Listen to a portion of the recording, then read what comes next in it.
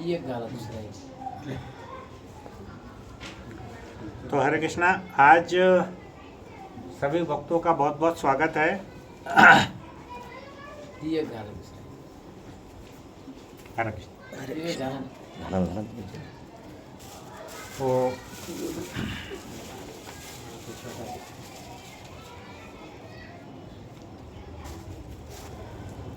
हरे कृष्ण हरे कृष्ण। हरे कृष्ण।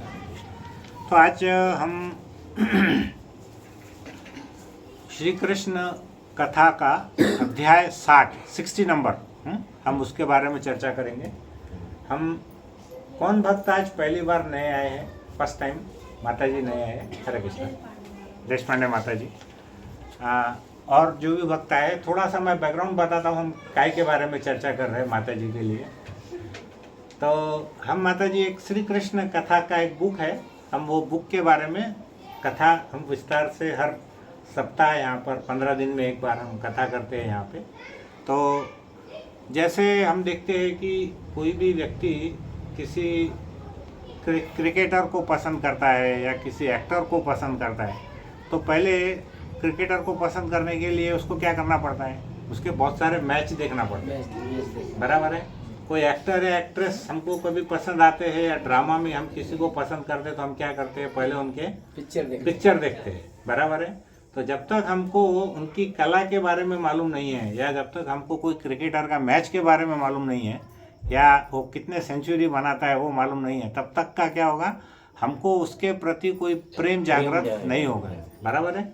इसीलिए हम सिर्फ कृष्ण के बारे में ऐसे सुनते रहते हैं, लेकिन कृष्ण कौन है, उनके अंदर में क्या क्या कलाएं हैं, उनका वंश कौन है, श्री कृष्ण ही सबसे सर्वोत्तम भगवान है, दूसरे देवी देवता और कृष्ण में क्या अंतर है, तो शास्त्र में जो श्रीमद् भागवतम और भगवत गीता में लिखा गया है, हम क्या करते हैं, उसको समझने का प्रयास करते हैं।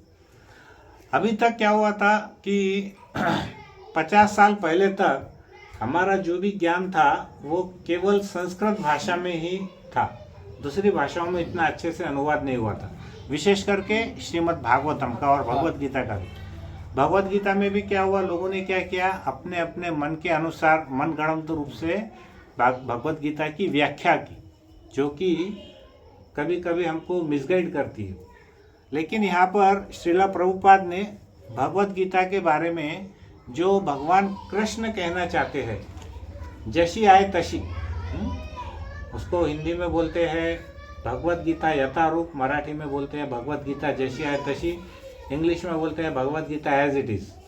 तो वो पुस्तक उन्होंने जो प्रकाशित की है या लिखा है उसके ऊपर में, आपको मालूम है पिछले 50 सालों में वो पुस्तक पूरे दुनिया में कितनी पुस्तकें अभी तक उसका टोटल हमने वितरण किया है, कोई बोल सकता है? 50 करोड़। कितने? हाँ। तो हमारे पूरे विश्व की जनसंख्या पहले 500 करोड़ थी, उसमें से अगर 50 करोड़ लोगों के पास में भगवत गीता गई, यानी कितना हो गया, विश्व के 10% लोगों के पास में भगवत गीता गई। बराबर है। तो हम देखेंगे कि हमको श्री कृष्ण भगवान के बारे में हमको क्या क्या उसके बारे में समझना है। तो हमने बहुत सारे पहले कथाएं बोले हैं। आज हम जो एक कृष्ण कथा बुक है हमारे पास में, वो हिंदी, मराठी, इंग्लिश तीनों भाषा में है। तो वो उस भाषा में हम अध्याय 60, चैप्टर नंबर 60, हम उसके बारे में कुछ चर्चा करेंगे। फिर हम उसके बाद में श्रीमद् भगवत गीता, अभी ये जो महीना है ये गीता जयंती का महीना है। हालांकि भगवत गीता जयंती महोत्सव दिसंबर महीने में रहता है, लेकिन हम अगर इस साल प्रयास नहीं किए तो अगले साल के लिए हम अभी थोड़ा सा समझ लेंगे भगवत गीता के बारे में। और फिर उसके बाद में हम 3 या 4 कहानी बोलेंगे। उस कहानी के माध्यम से हमको समझना है कि हम भगवान के साथ में कैसा अटैच हो सकते हैं। बराबर है। तो आज हम एक चैप्टर पढ़ेंगे श्री कृष्ण के परिवार की वंशावली। मराठी में वंशावली समझते हैं, क्या बोलते हैं? हाँ, वंशावली बोलते हैं ना उसको। हाँ, वंशज। करेक्ट। श्री कृष्ण भगवान के वंशज। तो कोई बता सकता है कि श्री कृष्ण को कितनी पत्नियां थी, कितनी रानियां थी उनकी? 16,108 बराबर है, कितनी थी? 16,108 बराबर है।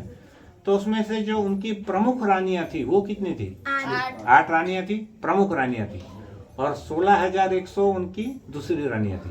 तो हमने पहले उसके बारे में भी एक कथा बताए थे, 16,100 के बारे में भी बताया है कथा, और 8 रानियों का भी हमने पहले एनालिसिस किया था कि कौन सी रानी किसके साथ में उनका विवाह किस तरीके से हुआ था। बराबर है। तो उन 16,108 पत्नियों में हर एक को कितने पुत्र थे? 10-10 पुत्र थे। और उसमें वो कैसे थे? सभी शक्ति से, बुद्धि, भगवान की जो 6 क्वालिटीज है वो क्या क्या क्वालिटीज है, कोई बताइए। भगवान को हम भगवान के, माता जी थोड़ा पुढ़े आ सगड़े, माता जी पुढ़े आ। हाँ, छोटे बच्चों इधर आगे बैठो, आगे इधर बैठो, छोटे बच्चों इधर आओ, सब इधर आओ, इधर इकडे या, या साईडला या, इथे या माता जी, इथे या, इथे या, छोटे बच्चे सब इधर आओ। हाँ, चलो चलो इधर आ जाओ, उधर आ जाओ, यस, बस बसा बसा, इथे बसा। तो 16,108 रानियां थी, उसमें से प्रमुख रानियां थी 8, और उनको प्रत्येक को कितने थे? 10-10 पुत्र थे। भगवान के अंदर में 6 क्वालिटीज है, वो कौन सी 6 क्वालिटीज है भगवान में? ऐश्वर्य, वैराग्य, उसके बाद में वैराग्य, और माधुर्य, मतलब माधुर्य नहीं है, और बोलिए भगवान में क्या है? माधुर्य तो राधा रानी में भी है। शक्ति, भगवान में क्या है? शक्ति है। सौंदर्य, बराबर है। फिर बुद्धि, बराबर है। फिर उसके बाद में यश, संपत्ति और त्याग। अभी हम देखेंगे कि हमारे बहुत सारे कुछ जितने भी लोग हैं उनके पास में अगर सिर्फ एक क्वालिटी रहती है, मान के चलो किसी के पास में बहुत सुंदरता है, तो वो कितना ज़्यादा अपने आप को फेमस समझता है पूरे, कि हमसे ज़्यादा कोई सुंदर नहीं है। बॉलीवुड पिक्चर में हम देखते हैं कि सौंदर्यता के पीछे कितना उसको लोग उसकी प्रशंसा करते हैं। कोई अगर बलशाली व्यक्ति रहा तो वो कैसा रहता है? पहलवान, मिस्टर इंडिया या मिस्टर यूनिवर्स, उसके पीछे भी लोग बहुत पागल रहते हैं, शक्तिशाली व्यक्ति के पीछे में। किसी को यश मिलता है, जैसा मान के चलिए कोई क्रिकेटर के अंदर में अभी किसी को लोगों ने क्या बना दिया? भगवान बना दिया, उसको क्रिकेट का भगवान बना दिया, बराबर है। ऐसे भी लोग हैं। साउथ में वहाँ पर क्या करते हैं, वो हीरो के मंदिर बना दिए उन्होंने। एक से एक अजीब अजीब लोग हैं दुनिया में, जिसके मन में जो आता वो करता उसको। अभी किसी को मंदिर बना दिया, कोई एक्टर को मंदिर में बना के भगवान की पूजा करने से उसको क्या भगवत धाम मिलने वाला है क्या? नहीं। फिर उसके बाद में कैसा है? सबसे बड़ी बात क्या है? संपत्ति। अभी हमारे यहाँ पे कोई संपत्ति में अडानी अंबानी ऐसा नाम लेते हैं तो रोज उनके नाम आते हैं, ऐश्वर्य, कितना ऐश्वर्य है। लेकिन भगवान के ऐश्वर्य के सामने यह ऐश्वर्य कैसा है? कुछ मायने रखता है क्या? हाँ, कुछ भी नहीं है। अगर आप पूरे ब्रह्मांड की रचना देखेंगे तो पृथ्वी कैसा दिखता है मालूम है? जो राई का दाना है इतना पूरे ऊपर अगर हम देखेंगे तो पूरी पृथ्वी कितनी दिखती है? राई के दाने के समान। और राई के दाने में भारत किधर है वो तो दिखता ही नहीं है। भारत के बाद में महाराष्ट्र किधर है वो भी दिखता नहीं है। मंडा दिखने वाला है क्या उसमें? नहीं, बराबर है। तो इतना बड़ा ब्रह्मांड के स्वामी है वो, और ऐसे असंख्य ब्रह्मांड है, बराबर है। एक बार जब ब्रह्मा जी उनसे कुछ गलती हुई थी तो वो क्या किए थे? माफ़ी मांगने के लिए वो किसके पास आए थे? कृष्ण भगवान के पास में आए थे। तो उनके ऐसे चतुर्मुख थे, तो वो जब माफ़ी मांगने के लिए आए, क्षमा मांगने के लिए आए, तो द्वारपाल ने पूछा कि आप कौन है? बोले मैं ब्रह्मा जी हूँ। तो उन्होंने पूछा आप कौन से ब्रह्मांड के ब्रह्मा जी है? तो ब्रह्मा जी को ऐसा लग रहा था कि मैं अकेला ब्रह्मा हूँ, लेकिन ऐसे असंख्य ब्रह्मा है वहाँ पे, बराबर है। तो बोलने का मतलब ऐसा है कि भगवान के ये जो पुत्र थे, हर एक को जो 10-10 पुत्र थे, उनको ये जो 6 चीज़ें थी वो उनके अंदर में थी। भगवान के समान ही वो भी सौंदर्यवान थे, ऐश्वर्यशाली थे, संपत्ति उनके पास थी, बल था, यश था, और सभी वो पिता के समान ही थे। सभी पत्नियां क्या सोचती थी कृष्ण की, जितनी रानियां थी वो ये समझती थी कि कृष्ण केवल मुझको ही प्रेम करते हैं। बराबर है। ऐसा ही भाव और किसमें था, याद करो कि सभी कौन सोचता था ऐसा? वृंदावन की गोपियां। वृंदावन की गोपियां क्या समझती थी कि कृष्ण केवल मेरे साथ ही रहते हैं। तो कृष्ण ने क्या किया, जिन जिन गोपियों को ये भाव था कि कृष्ण सिर्फ मेरे हैं, तो कृष्ण क्या किए, उनको छोड़ करके चले गए। तो सब गोपियां बड़ी व्याकुल हो गई। फिर उन्होंने ढूंढा रास्ते में, तो वहाँ पर भगवान नारायण के रूप में वो खड़े थे, चतुर्भुज रूप में। तो गोपियों ने क्या किया, नारायण भगवान को चतुर्भुज रूप में प्रणाम किया। मतलब वास्तव में कृष्ण ही नारायण है, लेकिन गोपियों को नारायण से कुछ लेना देना नहीं है। उन्होंने क्या किया, कृष्ण नारायण को प्रणाम किया, उनको पूछा कि आपने हमारे कृष्ण को कहीं देखा है? बोलने का अर्थ यह है कि कृष्ण भगवान, अगर किसी के अंदर में भी अहंकार आता है तो भगवान क्या करते हैं, उसको छोड़ देते हैं। समझ में आया? सभी रानियों को ऐसा लगता था कि कृष्ण केवल मेरे पति है। तो भगवान ने क्या किया था, 16,108 रूप में अपना विस्तार किया था। करेक्ट। और वो वहाँ पे रहते थे। और अभी जो पत्नियों की विशेषता है, उनकी क्या क्या उनके गुण है, उसके बारे में हम थोड़ा सा पढ़ेंगे। हर एक रानी को भगवान ने क्या किया था, एक एक महल दिया था। तो कितने महल थे द्वारका में? 16,108। बराबर है। और वहाँ पर जितनी भी रानियाँ थी, भगवान प्रत्यक्ष रूप में सबके साथ में रहते थे। एक बार नारद जी को लगा कि चलो वैकुंठ से जा कर के हम हमारे परम आराध्य कृष्ण के दर्शन करेंगे भगवान के। तो वो जब द्वारका में आए तो उन्होंने क्या देखा, हर महल के अंदर में भगवान मौजूद थे। तो कहीं पर वे चौपड़ खेल रहे थे, कहीं पे वो प्रसाद ले रहे थे, कहीं पे बच्चों को खिला रहे थे। तो ऐसे अलग अलग उनके भाव को देख करके वो बड़े दंग रह गए। लेकिन वो जब सुबह देखे, जब वो अपनी सभा भवन में जा रहे थे, किसी को याद है उनके सभा भवन का नाम क्या है? सुधर्मा। हरि बोल। सुधर्मा नामक एक सभा भवन था उनका। उसकी क्या खासियत है प्रभु जी, बोलिए। सुधर्मा भवन की क्या खासियत है? सुधर्मा भवन जब उन्होंने द्वारका नगरी बनाई थी, तब उन्होंने किसने, जो राजा इंद्र है, उन्होंने उनको भेंट दिया था।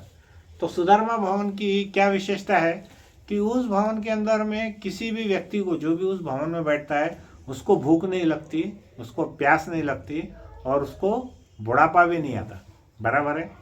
तो जो हमारे महान भक्त है, वो क्या चाहते हैं कि हमको भी भगवान ऐसा कोई भवन दे कि जिसमें हम भौतिक जगत के कार्य सब भूल जाए। हम क्या करें, 24 घंटे केवल कृष्ण कथा, कृष्ण कीर्तन, हम यही करते रहे। तो हमको ना तो भूख लगने वाली है, ना प्यास लगने वाली है, और न ही हमारे को बुढ़ापा आने वाला है। मतलब बुढ़ापा कोई इंद्रिय तृप्ति के लिए हम ऐसे, इसलिए हम जवान होना नहीं चाह रहे। हम क्या चाह रहे हैं कि हम ज़्यादा से ज़्यादा दिन जीवित रहकर हम भगवान की सेवा कर सकें। ये उसके पीछे का भाव है।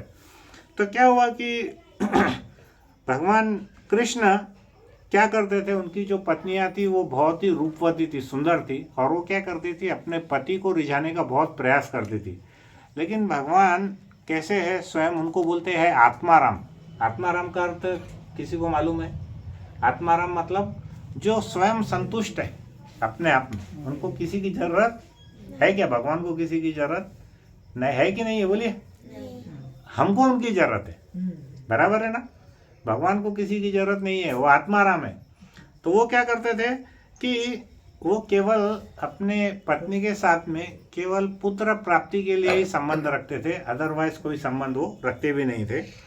और इस तरीके से क्या हुआ कि जब भी कृष्ण प्रवेश करते थे अपने महलों में, तो रानियाँ क्या करती थी, उनको उत्तम स्थान देती थी, उनको उनके चरण कमलों को प्रक्षालन मतलब धोना, प्रक्षालन करती थी। और उसके पश्चात उनको चंदन का तेल लगाती थी, गंध और लेप लगा करके अपने हाथों से पंखा डुलाती थी। अभी इसमें से सभी माताओं को एक सीखने का सब्जेक्ट है कि जब भी उनके पति घर पे आते हैं, तो एक पत्नी ने एक पति का किस प्रकार से स्वागत करना चाहिए। करेक्ट, ये हमको यहाँ पर सीखना है। अभी इसमें आपको क्या विशेष बात लगी कि अगर ये जो रानियाँ थी ये भगवान को स्वयं अपने हाथों से प्रसाद बना करके खिलाती थी, उनको चवर डुलाती थी, उनको तिलक लगाती थी और उनकी सेवा करती थी, तो उसमें क्या विशेष बात है, कोई बता सकता है क्या? देखिए, उसमें विशेष बात यह है कि हर एक भवन के अंदर में ऐसी सैकड़ों हजारों दासियां थी। 16,108 जो उनके महल थे, प्रत्येक महल में कितनी दासियां थी? सैकड़ों भी थी और किसी में 1000 दासियां भी थी। लेकिन ये जो रानियां थी वो क्या करती थी, उनकी जो पत्नियां थी वो किसी के हाथ से सेवा करने नहीं देती थी। वो क्या करती थी, जब भगवान आते थे तब उनको खुद सारा उनकी सेवा करती थी।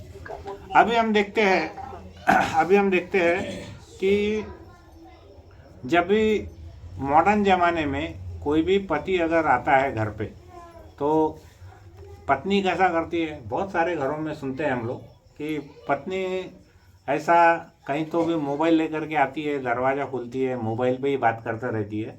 वो क्या करती है, हस्बैंड का वेलकम नहीं करती, बराबर है, और कोई स्माइल नहीं देती। धीरे धीरे क्या होता है, ये जो चीज़ें हैं इसमें क्या होता है, दोनों के बीच में दूरियां बढ़ने लगती है, बराबर है। शास्त्र जो भी हमको बताते हैं उसके अंदर में हमको ये जो छोटी छोटी बातें हैं जो शास्त्र में बताई गई है ना, वो हमको सीखना बहुत ज़रूरी है।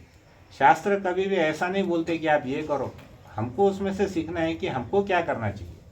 तो इस प्रकार से उन्होंने क्या किया, उनका बहुत स्वागत किया और चंदन का तेल माल लाल लगा करके उनके चरणों का प्रक्षालन करके उनको पंखा ढुला करके और उनकी ऐसे इस प्रकार से सेवा करने लग गई।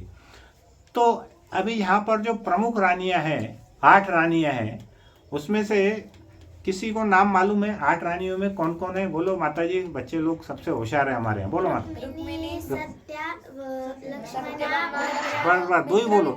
रुक्मिणी और सत्या। इधर माता जी, जामवंती, हरि बोल, और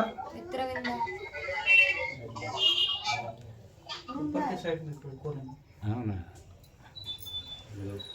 ज्योति भाभी आपका म्यूट करो, ज्योति भाभी आपका म्यूट करो।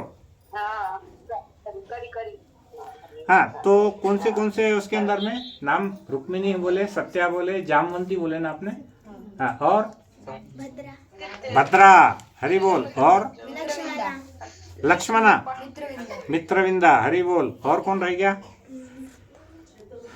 एक नदी का नाम क्या है, यमुना नदी का नाम? कालिंदी, हरि बोल, है ना, कालिंदी। और कौन रह गया? लक्ष्मणा, भद्रा, बराबर है। तो अभी देखिए, हम ध्यान से हम वापस से एक बार बोलते हैं। पहला नंबर है रुक्मिणी जी का, फिर आती है सत्यभामा, फिर आती है जामवंती, फिर आती है सत्या, फिर कालिंदी, फिर लक्ष्मणा, मित्रविंदा और भद्रा। तो इसमें क्या है, हर एक को 10-10 पुत्र थे, लेकिन हम केवल उसमें जो प्रमुख उनके पुत्र है, हम सिर्फ उनके एक बार नाम लेंगे, क्योंकि ये जो चैप्टर है, इस चैप्टर में खाली छोटा से संक्षेप में ही वर्णन किया हुआ है। तो इसमें रुक्मिणी जी का जो प्रमुख पुत्र था, किसी को उनका नाम मालूम है? हरि बोल, क्या नाम है उनका? प्रद्युम्न। सत्यभामा के पुत्र का नाम था भानु। फिर उसके बाद में जाम्बुवंती के पुत्र का नाम था सांब। मेन जो हम एक ही पुत्र का ले रहे हैं, क्योंकि इतना अगर हम पूरे पुत्रों के नाम लेंगे ना तो पूरा हमारा आज का क्लास इधर ही खत्म हो जाएगा। उसके बाद में सत्या के पुत्र का नाम क्या था? कुंती। अब वो कुंती फीमेल भी है और इधर पुत्र का भी नाम कुंती बोल के था। कालिंदी जो रानी थी उनका नाम था सुबाहु, उनके पुत्र का नाम। और लक्ष्मणा का नाम था प्रघोष, मित्रविंदा का व्रक और भद्रा का नाम संग्रामजित। तो इन और बची हुई 16,100 रानियों में प्रत्येक को 10 पुत्र थे। तो रुक्मिणी जी का जो पुत्र था उसका नाम था प्रद्युम्न। क्योंकि अभी रुक्मिणी जी कौन से पत्नी से कौन सा पुत्र हुआ, खाली हम जो मेन है उतना ही हम थोड़ा सा डिस्कस करेंगे। तो रुक्मिणी जी से जो पुत्र हुआ था उसका नाम था प्रद्युम्न। प्रद्युम्न की 2 पत्नियां थी, एक का नाम था मायावती और दूसरा उनके मामा की पुत्री थी रुक्मावती। देखिए, एक्चुअली शास्त्र में ऐसा अनुमोदन नहीं है कि आप आपके रिश्तेदारों से शादी करें, विशेष करके मामा के साथ में। लेकिन यहाँ पर कुछ हालात ऐसे थे कि उस वजह से उनको शादी करना पड़ी, वो हम बाद में बताएंगे। और उनके जो मामा की पुत्री थी उनका नाम था रुक्मावती, और रुक्मावती से एक पुत्र हुआ था, उसका नाम क्या था? अनिरुद्ध। नाम सुने अनिरुद्ध कभी? है ना। तो रुक्मावती से जो पुत्र हुआ था उसका नाम था अनिरुद्ध। मायावती के पुत्र का मेंशन नहीं है इसमें, जो रुक्मावती है उनके पुत्र का नाम था। तो ऐसा बोलते हैं कि टोटल कृष्ण या भगवान की फैमिली में कितने सदस्य थे? 10 अरब। 10 अरब, 1 अरब यानी कितना? 100 करोड़। कितना? अबे हमारे देश की जनसंख्या अभी जाकर के 800 करोड़ है, तो 10 गुणिले 100 कितने हो गए? 1000 करोड़। हाँ, अब ऐसा इसमें वर्णन है, 1000 करोड़, वो भी सिर्फ कृष्ण के वंश में थे। बराबर है। महाभारत के युद्ध में कितने लोग मारे गए थे? 64 कोटि, है ना। 64 कोटि, 64 करोड़ यानी 64 कोटि लोग मारे गए थे महाभारत के। अभी तक का विश्व का सबसे बड़ा युद्ध कौन सा हुआ? वो महाभारत का युद्ध हुआ। बराबर है। तो यहाँ पर रुक्मिणी जी का एक भाई था, उसका नाम क्या था? रुक्मी। रुक्मी, बराबर है। तो रुक्मी का क्या हुआ था कि रुक्मी अपनी बहन रुक्मिणी को बहुत प्यार करता था, लेकिन वो ये नहीं चाहता था कि उसका जो विवाह है कृष्ण के साथ हो। वो किसके साथ चाहता था उसका विवाह? शिशुपाल के साथ। बराबर है। शिशुपाल को क्यों चाहता था? क्योंकि वो भी कृष्ण का शत्रु था। बराबर है ना। कृष्ण का शत्रु था, तो शिशुपाल से वो रुक्मिणी जी का विवाह करना चाहता था। रुक्मिणी जी इतनी अति सुंदर थी कि वो क्या होता था, जब अपने पिताजी के महल में रहती थी। रुक्मिणी जी कहाँ की है, किसी को पता है? उनका बर्थ प्लेस कौन से राज्य से है रुक्मिणी जी? विदर्भ, महाराष्ट्र से। विदर्भ में कहाँ पे है? विदर्भ में कौन सा सिटी? अमरावती। अमरावती के पास एक जगह है कौंडन्यापुर।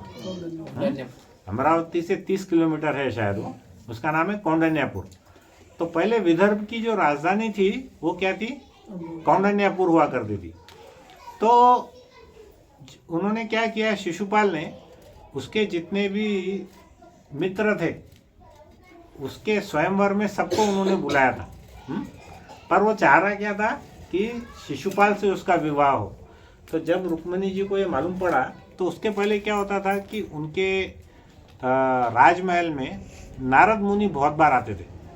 और नारद मुनि क्या करते थे, महल में श्री कृष्ण की कथा सुनाते थे।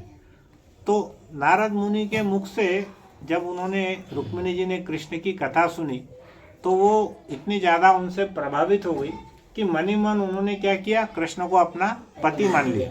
फिर उन्होंने क्या किया, जो पहला लव लेटर है दुनिया का, वो किसने लिखा? रुक्मिणी जी ने। किसको लिखा? भगवान कृष्ण को। तो उन्होंने क्या किया, उनका जो एक विश्वासु पुरोहित था उसके हाथ से उन्होंने वो पत्र कृष्ण के पास भेजा। फिर कृष्ण वहाँ से आए, और जब बलराम जी को मालूम पड़ा कि कृष्ण यहाँ पे निकल गए, तो वो भी अपनी सेना लेकर के उनके पीछे पीछे गए, क्योंकि उनको ऐसा लग रहा था कि ये कृष्ण के साथ में कुछ अनहोनी हो सकती है या युद्ध हो सकता है। क्योंकि वहाँ पर युद्ध में कितने सारे हजारों लोग आए हुए थे, सैनिक भी आए थे वहाँ पर। ठीक है। तो उसके बाद जब बलराम जी वहाँ आए और कृष्ण वहाँ पर थे, तब उनका, जब रुक्मिणी जी दुर्गा देवी के मंदिर में प्रार्थना करने के लिए निकली, तब वहाँ पर हजारों राजकुमार थे जो कि रुक्मिणी जी की एक झलक पाना चाहते थे। तो ऐसा वर्णन है शास्त्र में कि जब रुक्मिणी जी दर्शन करके बाहर निकली, तो उनका पल्ला थोड़ा सा गिर गया था, मतलब सर पे से हट गया था। तो उनकी सुंदरता देख करके जितने भी राजा घोड़े पे बैठे थे सबके सब बेहोश हो गए, ऐसा वर्णन है अपने कथा में। तो उस समय क्या हुआ, भगवान कृष्ण आए और उन्होंने क्या किया, उनका जो रथ था उसमें रुक्मिणी जी का हाथ पकड़ा और वो वहाँ से उनको लेकर के वो वहाँ से चले गए। जब रुक्मी को ये मालूम पड़ा, रुक्मी कौन है, रुक्मणी का भाई, तब जब उनको ऐसा मालूम पड़ा तब उसने क्या किया, उनका पीछा किया। और पीछा करने के बाद उनके अंदर बहुत युद्ध हुआ, जब तक का बलराम जी भी सेना लेकर के पहुंच गए थे, दोनों में युद्ध हुआ। तब कृष्ण ने क्या किया, उनका जो भाई है उसको रुक्मी का वो वध करना चाह रहे थे, लेकिन रुक्मिणी जी ने उनसे बहुत याचना की कि वो मेरा भाई है, आप उसकी हत्या मत करिए करके। तो फिर क्या किया कृष्ण ने, उसके जो बाल थे वो मुंडा दिए। मतलब पहले ऐसा बोला जाता है कि अगर कोई क्षत्रिय का बाल मुंडा दिए तो वो भी उसकी मृत्यु के समान है। तो क्या हुआ था, रुक्मी इस वजह से कृष्ण से बहुत गुस्से में था कि उनसे मैं कैसा बदला ले लूँ। लेकिन क्या हुआ कि वो अपनी बहन को बहुत चाहता भी था, रुक्मिणी को। तो रुक्मी ने क्या किया, उसकी जब पुत्री थी रुक्मावती, उसका एक स्वयंवर किया, और उस स्वयंवर में श्री कृष्ण के जो पुत्र थे उनका नाम था प्रद्युम्न। प्रद्युम्न कैसे थे, वास्तव में कामदेव के अवतार है। प्रद्युम्न कौन है, स्वयं कामदेव है। कामदेव मतलब कैसा कि उनको देखते से ही जितनी स्त्रियाँ थी वो इतनी आकर्षित हो जाती थी उनके तरफ, तो स्वयं कामदेव थे। तो जब रुक्मावती ने स्वयंवर में उनको देखा, किसको, प्रद्युम्न को, तो वो इतनी ज़्यादा उनसे आकर्षित हो गई, तो उसने क्या किया, जो अपनी वरमाला थी वो उनके गले में डाल दी, प्रद्युम्न की। और उसके बाद क्या हुआ कि जो रुक्मी की एक पौत्री थी उसका नाम था रोचना। क्या नाम था, रोचना। उसने भी क्या किया, श्री कृष्ण का जो पौत्र था, मतलब प्रद्युम्न का बेटा, उनका नाम अभी बताया मैंने, क्या नाम बताया, अनिरुद्ध। तो अनिरुद्ध के साथ में उसका विवाह हुआ। तो एक्चुअली देखा जाए तो ऐसा जब रुक्मी इतना गुस्से में था और वो कृष्ण को शत्रु मानता था, तब उसने ऐसा दो विवाह अपने बहन के घर से, मतलब कृष्ण के पुत्र से और कृष्ण के पौत्र से क्यों किया, क्योंकि वो रुक्मिणी को बहुत अधिक चाहता था, और वो चाहता था कि वहाँ से मेरे जो संबंध है वो किसी तरीके से ठीक हो जाए, ऐसा उसके मन में विचार आया। तो उसने क्या किया, और उसके हाथ में कुछ था भी नहीं, क्योंकि रुक्मावती स्वयंवर में उसके गले में जब वरमाला डाल दी प्रद्युम्न के, तो उसके पिताजी तो कुछ कर नहीं सकते थे, उनसे उनको विवाह करना ही पड़ा।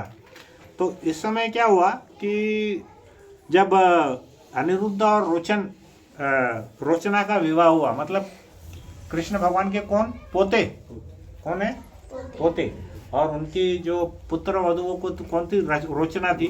तो उस समय बारात कहाँ से कहाँ निकली होगी तुम्हारे हिसाब से, बोलो। कहाँ रहते थे कृष्ण जब, द्वारका या वृंदावन, द्वारका। द्वारका से निकले। रुक्मी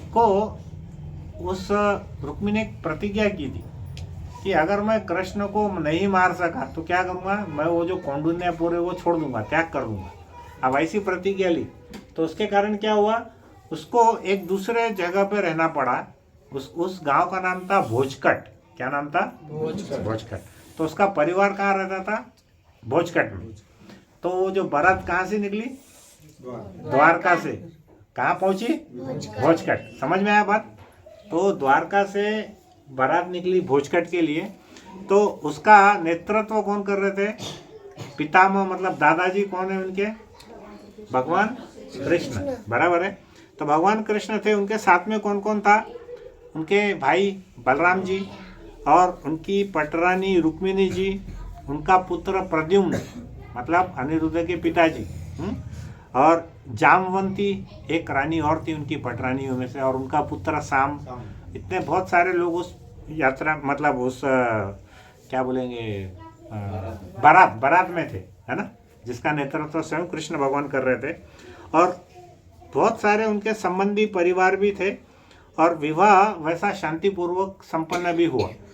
लेकिन क्या हुआ, एक राजा था, रुक्मी का दोस्त, एक मित्र, वो कलिंग नाम का एक प्रांत है, वहाँ का एक राजा था।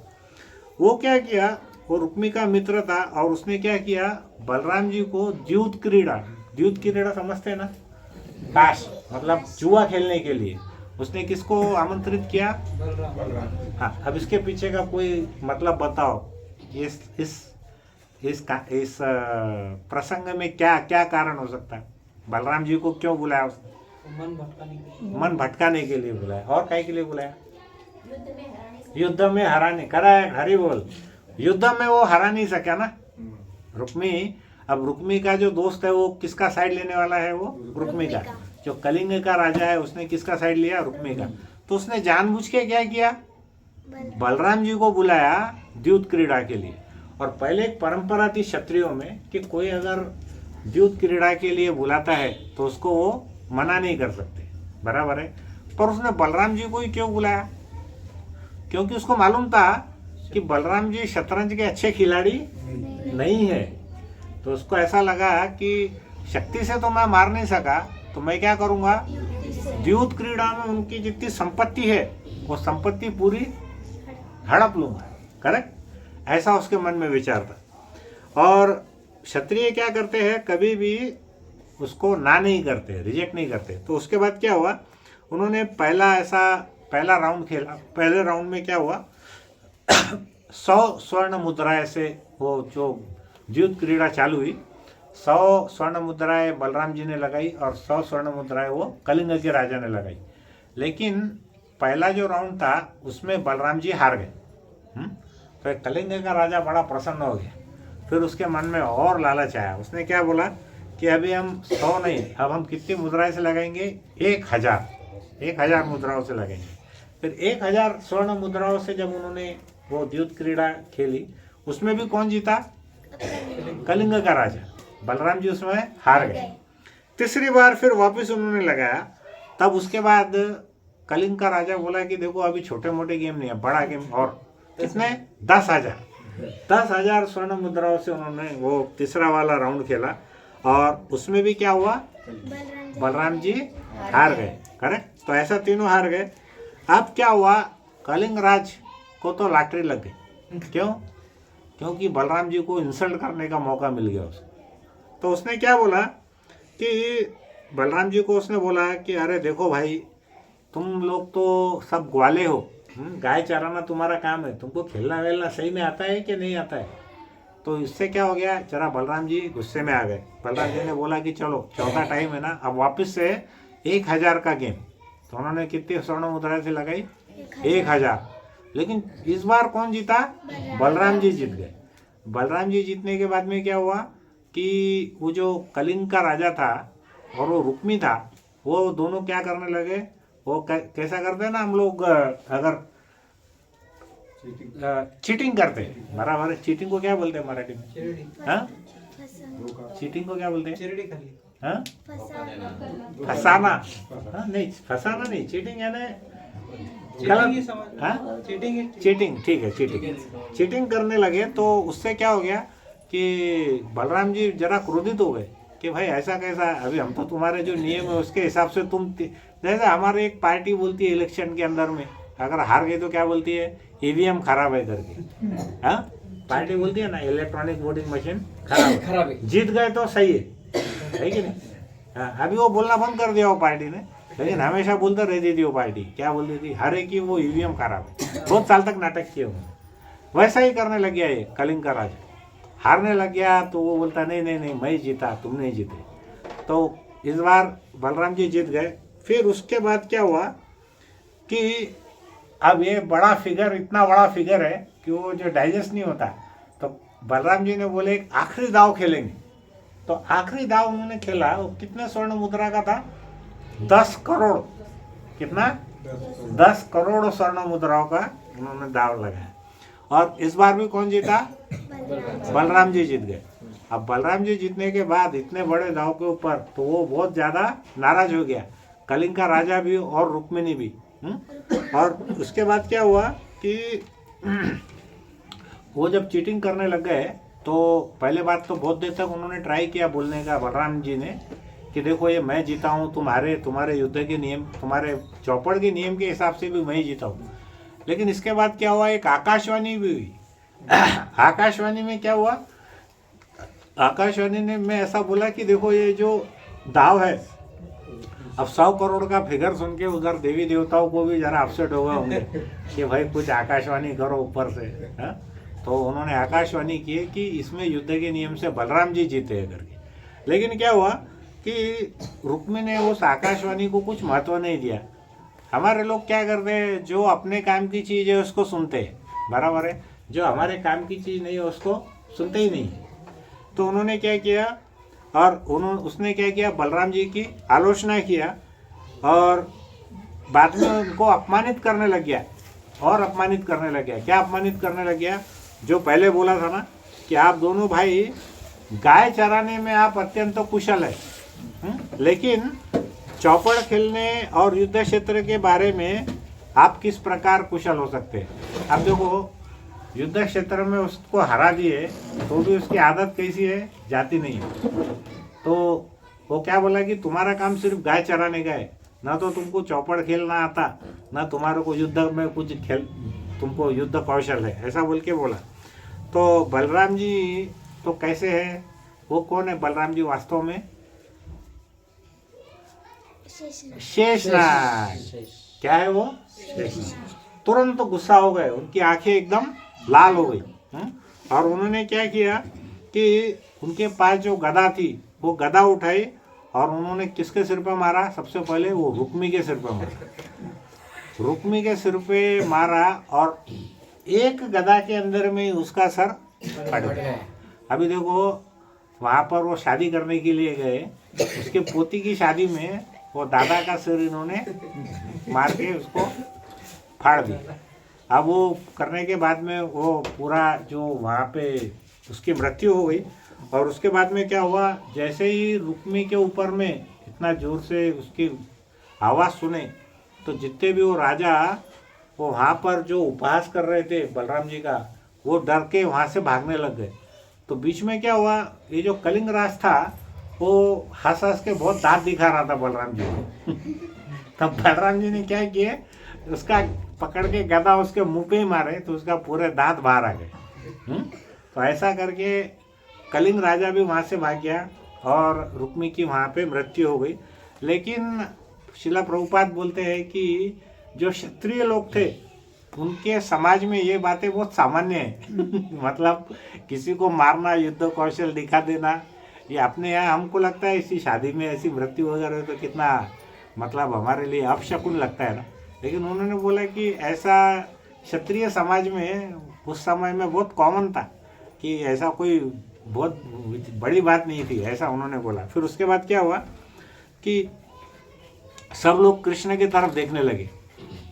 तो अब यहाँ पर एक बात हमको सीखना है कि कृष्ण ने यहाँ पर किसका साथ दिया, उन्होंने किसका साथ दिया, बलराम जी का साथ दिया या रुक्मिणी जी का साथ दिया। देखो, रुक्मिणी के भाई की मृत्यु हुई, बराबर है ना। तो अब उनका एक प्रॉब्लम ये था कि उनको अब मृत्यु मारने वाला कौन था, उनका भाई बलराम जी, और मृत्यु ही वो उनके साले थे, मतलब उनके पत्नी के भाई। तो उन्होंने किसका, कृष्ण ने किसका साथ दिया, यहाँ पे किसके बारे में कुछ बोले, किसके बारे में बोलना चाहिए। अगर भाई ने उनके पत्नी के भाई को मार दिया, सगे भाई ने, तो क्या करेंगे हम लोग अगर ऐसी अवस्था आई तो किसका साथ देंगे? भाई का साथ देंगे। भाई का साथ देंगे। आप किसका साथ देंगे? माता जी लोग बोलो आपके एंगल से सोच के। अगर किसी माता जी के भाई का वध कर दिया तो उसका आप किसका साथ देंगे? आप क्या एक्सपेक्ट करेंगे अपने पति से? हाँ? धर्म संकट आ जाएगा, है ना, धर्म संकट है ना। मतलब तो कृष्ण कैसे है, कृष्ण बड़े चतुर है। उन्होंने क्या किया, हमारे पूर्व प्रधानमंत्री थे मौनी बाबा, ऐसा मौन धारण कर लिया उन्होंने, है ना, थे ना आपने, वो कुछ नहीं बोलते थे। तो यहाँ पर उन्होंने क्या किया, कुछ बोला ही नहीं। अगर उनको मालूम था अगर बलराम जी को बोलेंगे कि आपने सही किया तो उनकी पत्नी रुक्मिणी जी नाराज हो जाएंगी, और रुक्मिणी को बोला कि अगर तुमने ये सही हुआ तो वो बलराम जी नाराज हो जाएंगे, तो वो किसी को भी बोल नहीं सकते थे। तो इसलिए क्या हुआ, उन्होंने मौन धारण कर लिया।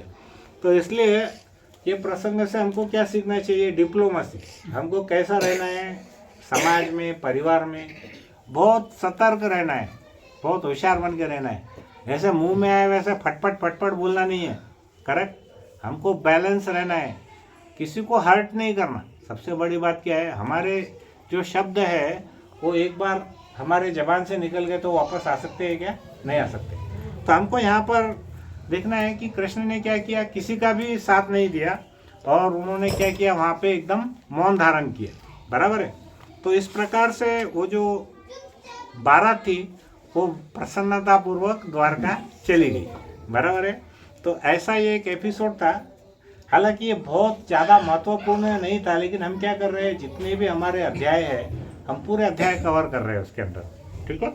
तो यहाँ पर हमारा ये एक अध्याय जो था वो हमारा एक वहाँ पर समाप्त हुआ।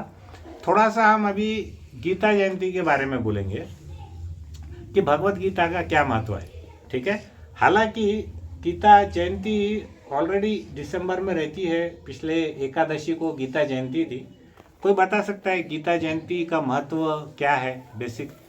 उस दिन भगवान श्री कृष्ण ने अर्जुन को गीता, भगवान कृष्ण ने किसको उपदेश दिया था? अर्जुन को। बराबर है।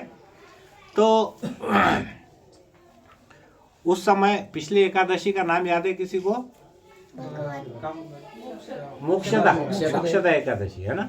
तो मोक्षदा एकादशी भी थी और गीता जयंती भी थी। अब देखिए भगवत गीता को और एक नाम है, उसको क्या बोलते हैं? गीतोपनिषद। क्या बोलते हैं? गीतोपनिषद, जो कि सभी उपनिषदों में सबसे महत्वपूर्ण है। और ये स्वयं किसने कहा है? भगवान कृष्ण ने। माता जी आप लोग बताइए, भगवत गीता और श्रीमद् भागवतम में क्या फर्क है? दो के नाम सुने ना आपने? भागवत कथा अलग है, भगवत गीता अलग है। कई लोगों को दोनों में फर्क नहीं मालूम है। बराबर है। तो बता सकते हैं क्या फर्क है? भगवत गीता भगवान कृष्ण ने अर्जुन को उपदेश किया। करेक्ट। भागवतम में अवतार लीलाओं का वर्णन किए। वर्णन किया है, लेकिन किसने किया है वो अवतारों का वर्णन? किसने किया है? व्यास मुनि। सुखदेव गोस्वामी ने परीक्षित महाराज को। बराबर है। लेकिन उसमें बहुत सारे भक्तों ने भगवान के बारे में बोला है। भगवत गीता में कितने श्लोक हैं टोटल? 700। और श्रीमद् भागवतम में कितने हैं? 18,000। अब एक बात बताइए, भगवत गीता जब भगवान ने स्वयं बोला तो सिर्फ 700 श्लोक बोला, तो फिर भागवतम के अंदर में 18,000 श्लोक क्यों है? वर्णन बहुत तरीके से वर्णन किए तो शब्द बढ़ गए ना। इसमें ये सीखने की चीज है। देखिए जब हम खुद बोलते हैं तो हमने खुद की तारीफ नहीं करना चाहिए। बराबर है। भगवत गीता भगवान ने स्वयं बोला है, तो भगवान ने कितने बोला है? खाली 700 श्लोक। लेकिन हम किसी भक्त का जो हमसे ऊंचा है, जब हम उसके बारे में उसकी प्रशंसा करते हैं तो हम क्या करते हैं? भर भर के बोलते हैं। हम मान के चलिए एक कोई प्रभु जी है, वो ये नहीं बोलेंगे कि मैं इतना महान हूँ, मैं ऐसा करता, मैं वैसा करता है, ऐसा नहीं। वो नम्र रहते हैं। तो वो क्या करते हैं? थोड़ा सा ही बोलते हैं। हमारे कलयुग में उल्टा है, खुद की तारीफ करके लेते, सामने वाला सुनो कि मत सुनो, खुद ही मैं ये, मैं वो, मैं ये, मैं ऐसा नहीं करना है। भगवत गीता में भगवान क्या करते हैं? 700 श्लोक बोलते हैं। वो क्यों बोलते हैं? क्योंकि भगवान ने स्वयं बोला है। लेकिन श्रीमद् भागवतम में भक्तों ने भगवान के बारे में बोला है, इसलिए उसको बड़ा बड़ा के 18,000 श्लोक में बोला गया। बराबर है। तो इस बात से हमको क्या सीखना है कि हम जब किसी भी दूसरे भक्त हमको मिलते हैं तो हमने क्या करना है? उसकी प्रशंसा करना है। झूठी प्रशंसा नहीं करना, लेकिन जो उसमें अच्छे गुण है उसको ग्लोरीफाई करना है। और उसके अंदर में कुछ देखो, दुर्गुण तो सब में है, हम में भी है, सभी व्यक्ति में दुर्गुण है। तो दुर्गुण को हाईलाइट नहीं करना है, उसके अंदर जो गुण है, सद्गुण है, उसको ग्लोरीफाई करना है, उसका महिमा मंडन करना है। तो यहाँ पे क्या हुआ?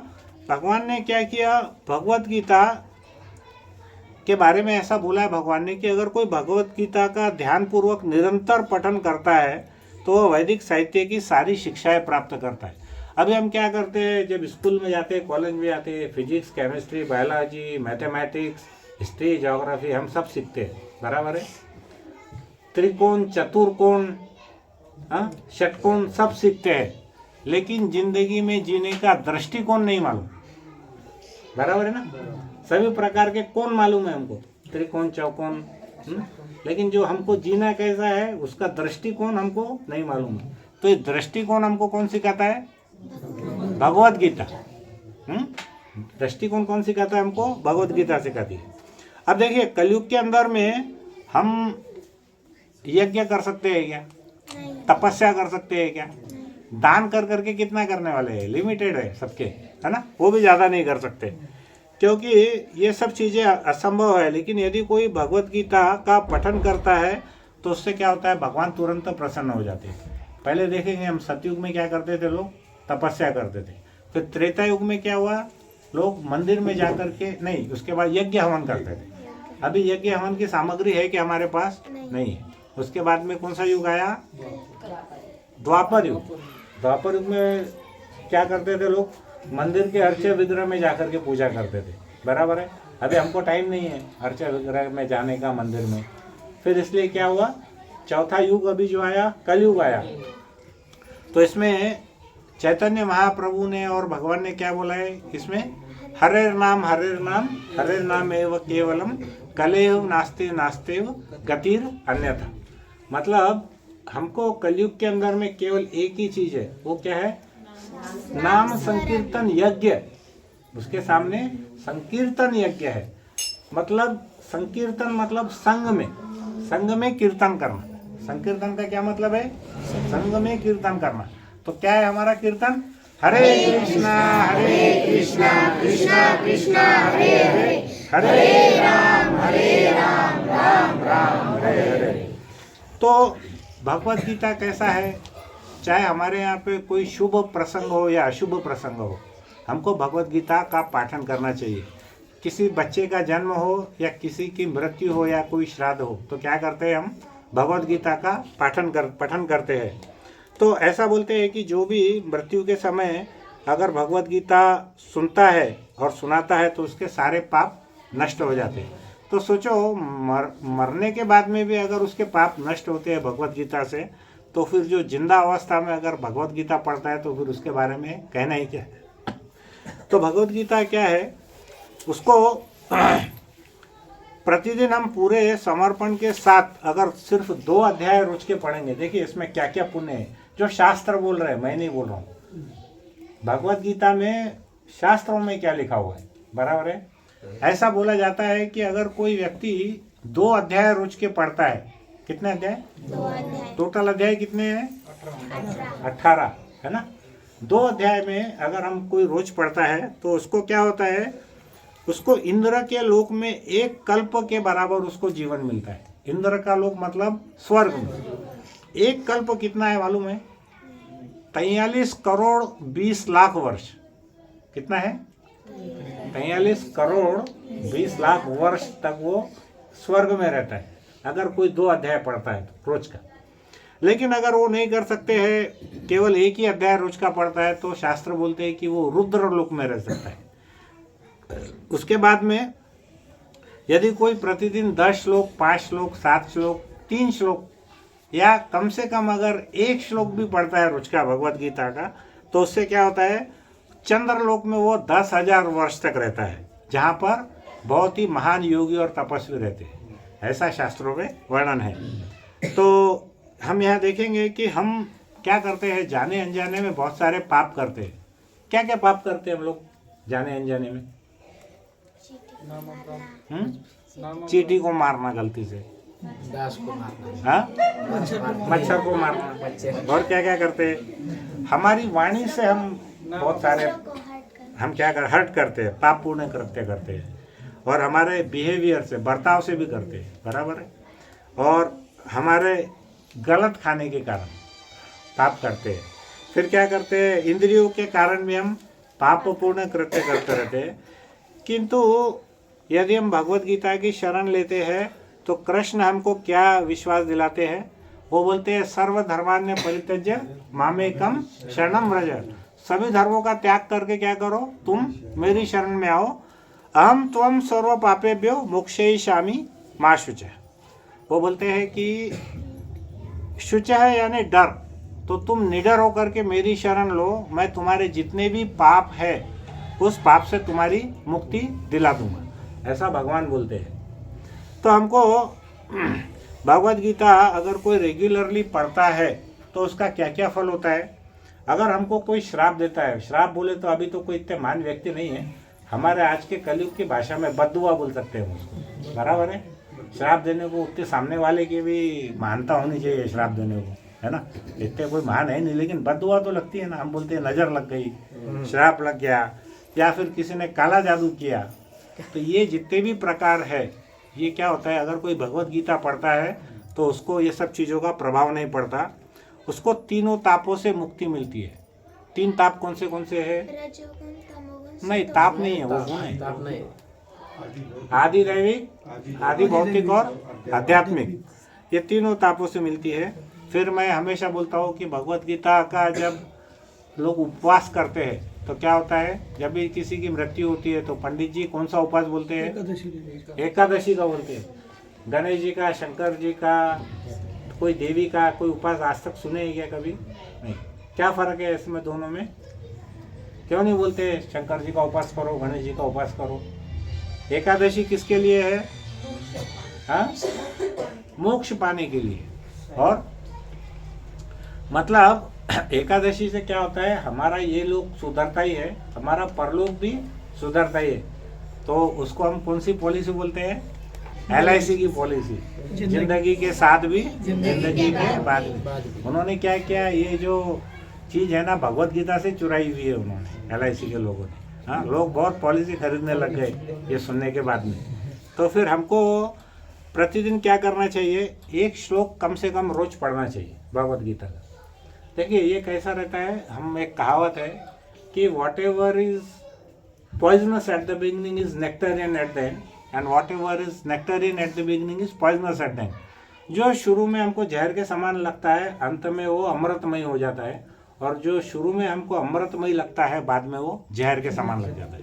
मैं आज ही एक प्रवचन सुन रहा था, एक प्रभु जी लेक्चर में बता रहे थे कि कर्जा लेना, वो बोले कर्जा लेना शुरू में कैसा लगता है, बहुत अमृत के समान लगता है। अरे वाह वाह, अपने को 10 लाख रुपए कर्ज में मिल जाएंगे करके, सब लोग बहुत खुश होते हैं। लेकिन थोड़े समय के बाद में वो कैसा लगता है, जब वो वापस उसको हमको फेरना पड़ता है तो कैसा लगता है, वो जहर के समान।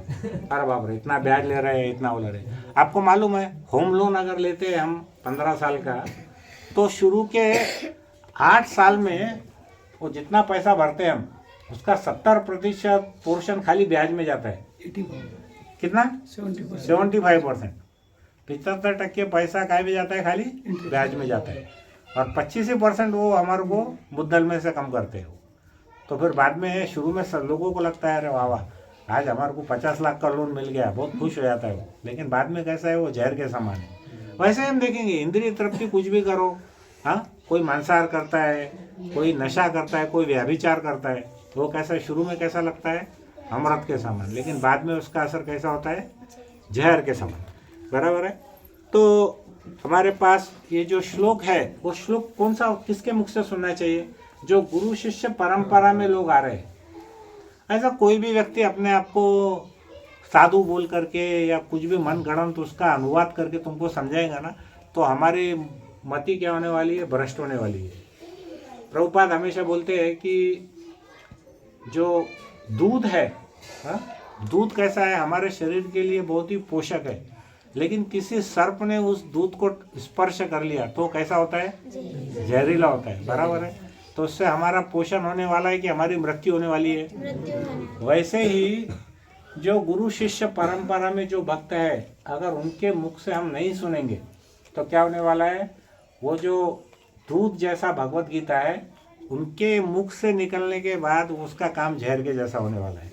करेक्ट। तो अभी देखेंगे कि हम जो हरे कृष्ण इस्कॉन में गुरु शिष्य परंपरा से जो चले आ रहे हैं, वही शिष्यों के मुख से हमको सुनने का प्रयास करना चाहिए भगवत गीता को।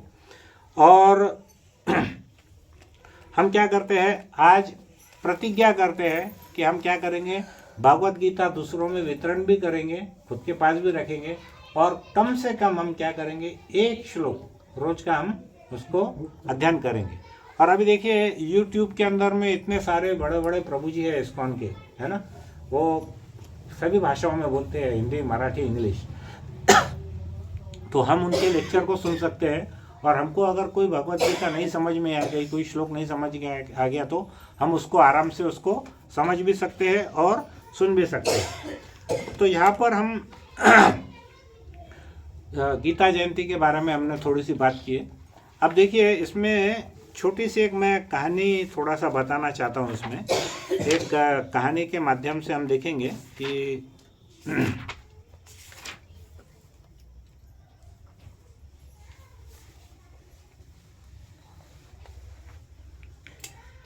यहाँ पर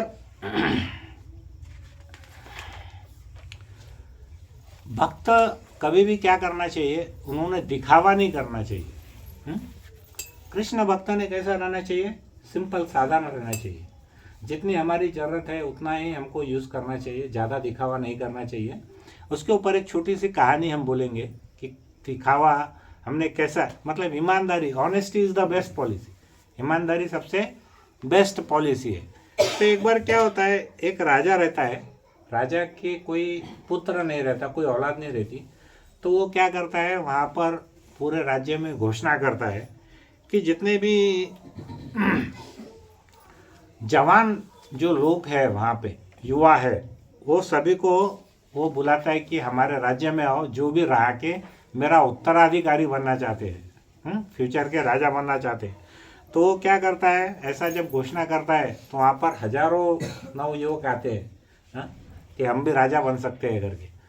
तो राजा क्या करता है, उसमें एक हंडा देता है, गमला, और उसके अंदर में मट्टी भर के उसके अंदर एक बीज देता है, सीड, बीज है ना, बियाने।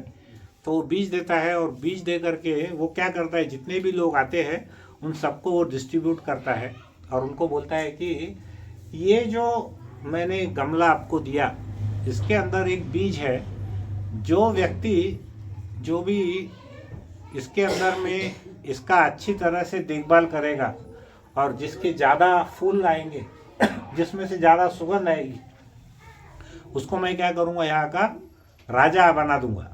वो मेरे जाने के बाद में वो यहाँ का उत्तराधिकारी बन जाएगा। तो लोगों ने क्या किया कि बहुत ऐसे हजारों की संख्या में लोग वहाँ पर आए और राजा ने क्या किया, सबको एक एक गमला दिया और उसके अंदर में एक एक बीज डाल के सबको दिया। तो और उनको बोला कि आपको कितने दिन का टाइम है, 6 महीने का। 6 महीने में ये जो पौधा जिसका सबसे ज़्यादा सुंदर दिखेगा उसको हम डिसाइड करेंगे और उसको हम अपना राज्य का उत्तराधिकारी घोषित करेंगे। तो क्या हुआ, 6 महीने के बाद वहाँ पर ये जितने भी लोग थे सब बड़ा बड़ा गमला उनका जो लाए थे, बहुत सुंदर सुंदर फूल, उसमें बहुत सी सुगंधित ऐसा वातावरण, और किसी का 4 फुट का, किसी का 5 फुट का ऐसा हाइट हो गई उसकी, वो लेकर के वहाँ पर सब लेकर के आए। लेकिन उनमें सब में से एक ऐसा व्यक्ति था कि जिसके पास जो गमला था उसके अंदर में कोई फूल ही नहीं है। तो वो बहुत उदास था और वो अपने आप को बहुत कोस रहा था कि देखो, मैंने तो उसके अंदर में बहुत खाद डाला, पानी डाला, रोज उसका ध्यान दिया, लेकिन उसके अंदर में कुछ आया ही नहीं। तो वो बेचारा निराश होकर के बैठ करके एक कोने में बहुत ही मायूस उदास होकर के बैठा था। तो राजा ने क्या किया, जितने भी वो जो पौधे थे उनका सबका उसने सर्वेक्षण किया और उसने बाद में क्या किया, जिस व्यक्ति के गमले में कोई फूल ही नहीं आया उस व्यक्ति को अपना उत्तराधिकार घोषित किया। वो क्यों किया, सब लोग बड़े आश्चर्य में थे। वो जो राजा ने बीज दिए थे ना, तो उसमें से एक भी बीज फलने वाला नहीं था। करेक्ट। राजा ने क्या किया था, उतने जो बीज थे उसको सबको उबाल के दिया था, बॉईल कर दिया था उसको। तो क्या करते हैं, बीज को अगर हम उबाल देते हैं तो उसकी स्प्राउटिंग की जो कैपेसिटी है वो नष्ट हो जाती है। तो राजा ने क्या किया था, वैसे वाले बीज सबको दिया था।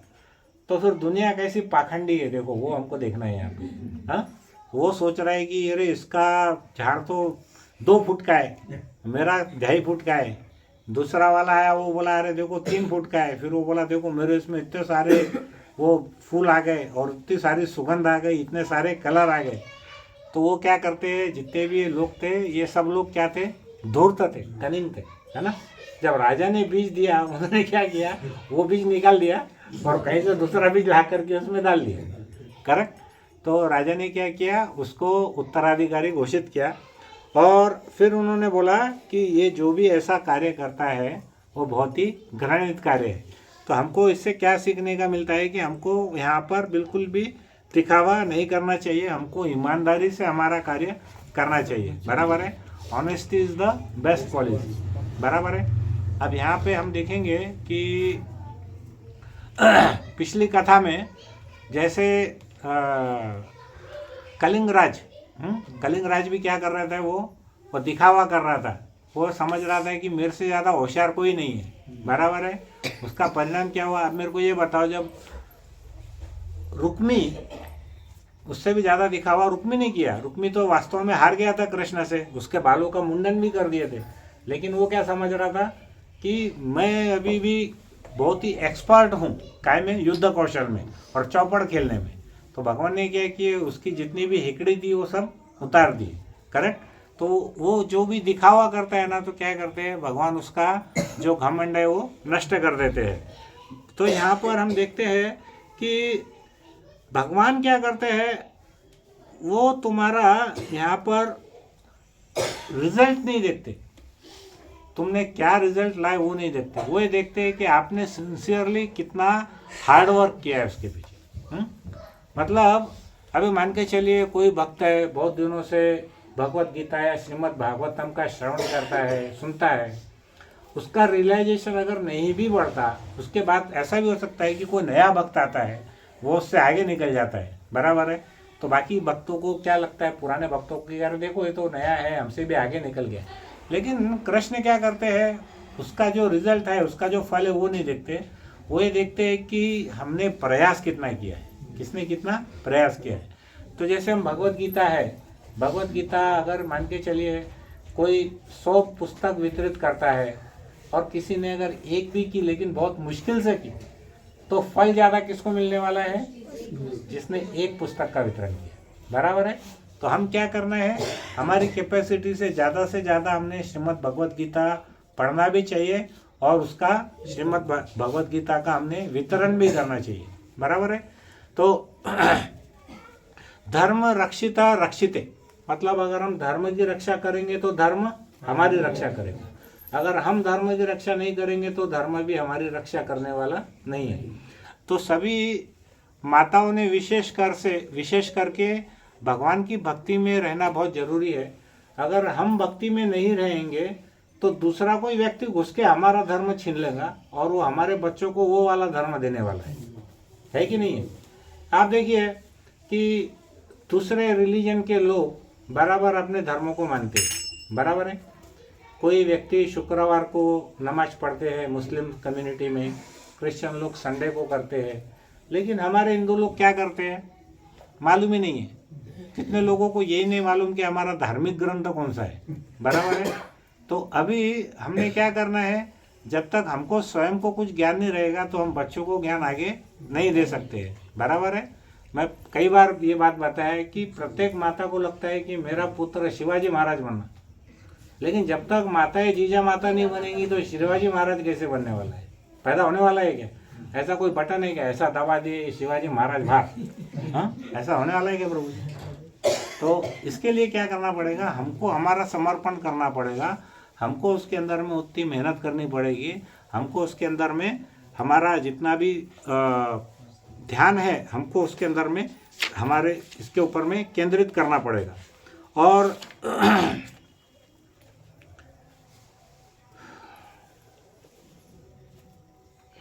दूसरी बात, एक और बात है कि जैसे हम बहुत सारे भक्त रहते हैं, वो क्या करते हैं कि जो भी प्रवचन रहता है, कथा रहता है, वो क्या करते हैं, एक तोता के जैसा बोल देते हैं, इधर से लाए इधर से बोले, इधर से लाए इधर से बोले। लेकिन जो श्रीला प्रभुपाद के गुरु थे उनका नाम क्या था प्रभु जी? भक्ति सिद्धांत सरस्वती ठाकुर महाराज। भक्ति सिद्धांत सरस्वती ठाकुर महाराज कैसे थे?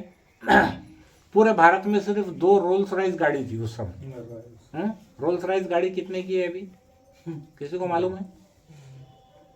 5 करोड़ की। आज की कीमत कितनी है? 5 करोड़।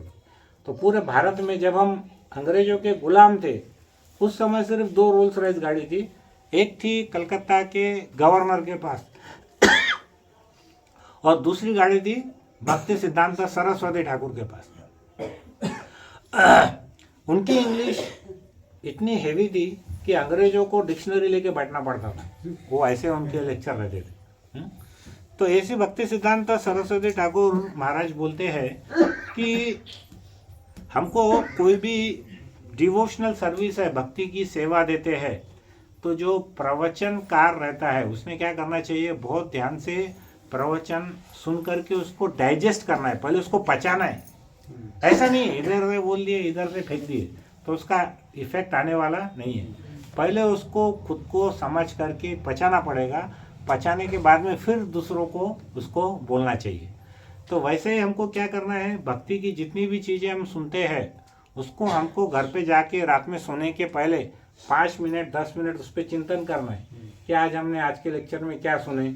जैसे आज हमने क्या सुना, एक बात कि हमको दिखावा नहीं करना है, honesty is the best policy, बराबर है। किसी को हर्ट नहीं करना है, ना हमारे मन से ना हमारे बर्ताव से, बराबर है। और किसी पर फालतू हंस करके दांत भी नहीं दिखाना है, नहीं तो कलिंगराज के दांत को जैसे बलराम जी ने तोड़े ना, कोई ना कोई हमारे भी दांत कभी न कभी तोड़ सकता है, बराबर है ना। तो इसलिए हमको बहुत सतर्क रहना है, शब्दों का इस्तेमाल बहुत ही ध्यान से करना है। फिर हमने देखा कि जितनी भी भगवान कृष्ण की रानियाँ थी वो क्या करती थी, स्वयं अपने हाथों से अपने पति की सेवा करती थी। हालांकि उनके पास में हजारों दासियाँ भी थी। तो वैसे ही क्या करना है, हर माता जी ने जब उनके पति आते हैं तो उन्होंने उनको उसी प्रकार से वेलकम करना चाहिए। प्रभु जी की भी बहुत सारी जिम्मेदारियां हैं, वो हम और कभी कोई चैप्टर में बताएंगे। ऐसा ही नहीं है कि खाली माता जी के पीछे ही सारा हेडेक है, प्रभु जी आराम से घूम रहे फिर रहे कुछ भी कर रहे, ऐसा कुछ भी नहीं है उसमें, सबकी अपनी अपनी जिम्मेदारियां हैं। तो इन शॉर्ट हमको ये सीखने को मिलता है कि हमको भगवत गीता का रोज एक श्लोक कम से कम पढ़ना चाहिए। आप देखेंगे उसके अंदर में क्या क्या फ़र्क आता है भगवत गीता को पढ़ने से। या अब हरे कृष्ण की माला कितने माता जी कर रहे हैं अभी? माता जी जो फोर्ड कंपनी का मालिक है अम्बरीश दास, अल्फ्रेड फोर्ड, उन्होंने 500 करोड़ रुपए मायापुर के मंदिर में दान किया है। कितना? हाँ, हमारी 50 पीढ़ी भी जम गई तो 500 करोड़ होने वाले हैं क्या? नहीं। अच्छा, उनके अपॉइंटमेंट लेने को 3-3 महीने लगते हैं। तुम्हारे हमारे अपॉइंटमेंट को कुछ है क्या प्रॉब्लम? खाली घूमते रहते हैं। माला करने में क्या प्रॉब्लम है? क्यों नहीं करते आप लोग? और आप लोग नहीं करेंगे तो आपके बच्चे कहाँ से करेंगे, आपके पति कहाँ से करेंगे? तुम जितना कार्यक्रम करेंगे उससे 10 गुना खराब आपके बच्चे करने वाले हैं। और तुम यदि 10 गुना करेंगे तो उसका केवल 10% तुम्हारे बच्चे लोग करने वाले हैं। आएगा ध्यान में? तो हम सबको क्या करना है, ऐसा बोलते हैं कि कम से कम 4 माला। 4 माला ही क्यों बोलते हैं सब? क्योंकि जो 4 नियम है उसके हिसाब से कम 4 माला करना है। 4 नियम कौन से हैं? अभी जो नए भक्त है उनको सिर्फ सुनना है, जब उनकी इच्छा है तो वो कर सकते हैं। बोलिए प्रभु जी 4 नियम बोलो। हाँ, मद्रास नहीं करना, दारू नहीं करना, हाँ, नशा नहीं करना है, ठीक है, पहला। उसके बाद दूसरा, मांसाहार नहीं करना है। तीसरा, अवैध संग, पर पुरुष संग या पर स्त्री संग नहीं करना है। और चौथा, सिगरेट, नशा हो गया क्या अपना? नशा जुआ नहीं खेलना, जुआ नहीं खेलना। तो 4 प्रकार के नियम के लिए हमको कम से कम 4 माला करना चाहिए। एक माला में कितना टाइम लगता है प्रभु जी? 7.5 या 8 मिनट लगता है। कैसा करना है? हरे कृष्णा कृष्णा कृष्णा हरे हरे, हरे राम राम राम हरे हरे। तो ये जो माला है और उसका जो बीड बैग है वो यहाँ पर है। पूनम माता जी से या देवपति प्रभु जी से आप ले सकते हैं। और आप देखेंगे कि सिर्फ 3 महीने के अंदर आपका जितना भी ब्लड प्रेशर है वो धीरे धीरे कम होने वाला है। कोई भी भक्त, इस्कॉन में लाखों भक्त है, आप कभी भी देखेंगे अगर वो माला करते हैं तो ब्लड प्रेशर से कोई अभी तक भक्त जल्दी से मरा नहीं है।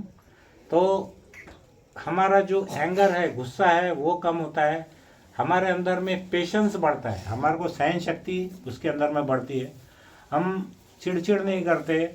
हमारा धीरे धीरे सभी चीज़ों पे, हमारी इंद्रियों पे नियंत्रण बढ़ता है, बराबर है। शांत रहते हाँ, शांत रहते शांत रहते हैं, राइट, बराबर है। अब मैं मेरा ही उदाहरण बोलूं तो 10 साल पहले मेरे में जितना गुस्सा था उसका अभी ऐसा मेरे आसपास के लोग बोलते हैं कि 10% भी गुस्सा नहीं रहा, बराबर है। जितना अहंकार हम में था वो अहंकार अब नहीं रहा, बराबर है। तो ये सब चीज़ें हमको कहाँ से मिलती है? इसको बोलते हैं देवी गुण, और जो ये दूसरे गुण है वो कैसे है? असुरी गुण, है ना। तो हम क्या करते हैं? असुर से सुर बनते हैं, करेक्ट। तो इसलिए क्या करना है, ज़्यादा से ज़्यादा भक्त साथ में रह करके अगर हम हरे कृष्ण का महामंत्र का जप करते हैं तो क्या करेंगे, हम इस लोक में भी और परलोक में भी हम सदगति को प्राप्त होंगे, ठीक है। तो किसी का कोई प्रश्न है तो आप प्रश्न पूछ सकते हैं, और हम 5 मिनट कीर्तन करेंगे इसके बाद में। और आज कोई नए भक्त आए हैं तो एक बार अपने जगह पर वो खड़े हो जाइए। कोई नए प्रभु जी और माता जी आए हैं तो पहली बार कोई प्रभु जी माता जी, या फिर हाथ ऊपर कर दीजिए वहीं से। हाँ, प्रभु जी आपका नाम?